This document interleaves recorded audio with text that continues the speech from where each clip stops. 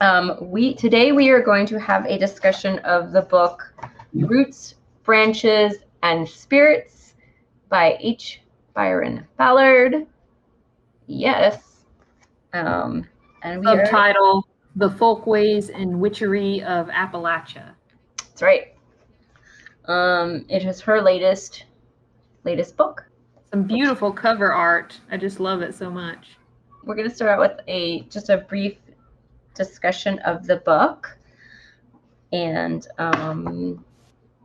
this is, before I do that, we're, I have an apology.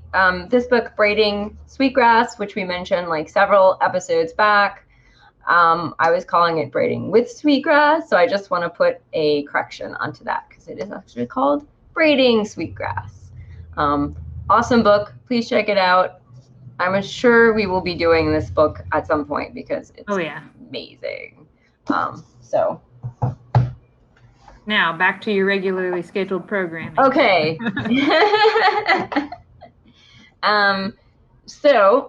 According to Amazon, this is the description.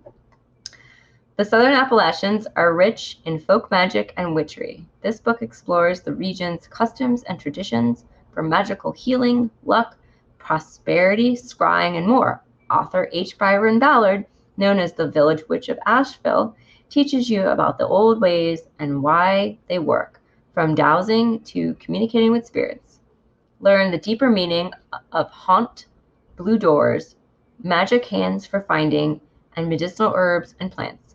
Discover tips for creating tinctures and salves, attuning to the phases of the moon, interpreting omens, and other folk ways passed down through the generations. Part cultural journey and part magical guide, this book uncovers the authentic traditions of one of North America's most spiritually vibrant regions. Pretty big, but pretty good summary. I agree with all of that from having read the book. And a little bit about Byron. She's local here. She's a teacher, a folklorist, and a writer born and raised in Western North Carolina.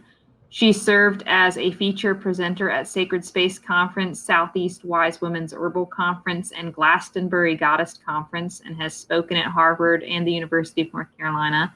Ballard is senior priestess and co-founder of Mother Grove Goddess Temple and the Coalition of Earth Religions for Education and Support. And she writes a regular column for Sage Woman magazine and is the author of 4 previous books. And she lives just down the road a piece here. We're going to start with some quotes about like what this book is about and why she says that she has written it. In this book, I concentrate on the folk ways I know and practice. If you choose to make your way along with me, you'll find the voyage ragged and the wayfaring signs may not be entirely clear. But in the end, you will know something of this land, its history, and the folks that dwell here, whether in body or spirit. I think of myself as a forensic folklorist, a person who reads between the lines of legends to discover the truth of the myth within.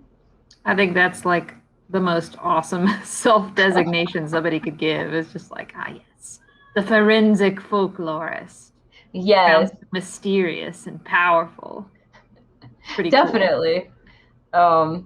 It's a good like if I were to try to describe myself as something other than person, I think I'd have a hard time doing that. And then she also, which we didn't put a quote on, she also later describes herself as so you've probably heard of the song catchers, where people like came to this region to collect the songs and study their origins, because a lot of the folk songs here had their origins in like Scotland and all that stuff. Europe, yeah.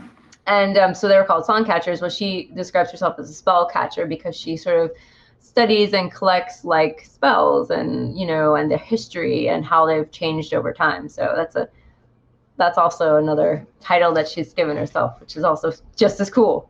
Yeah.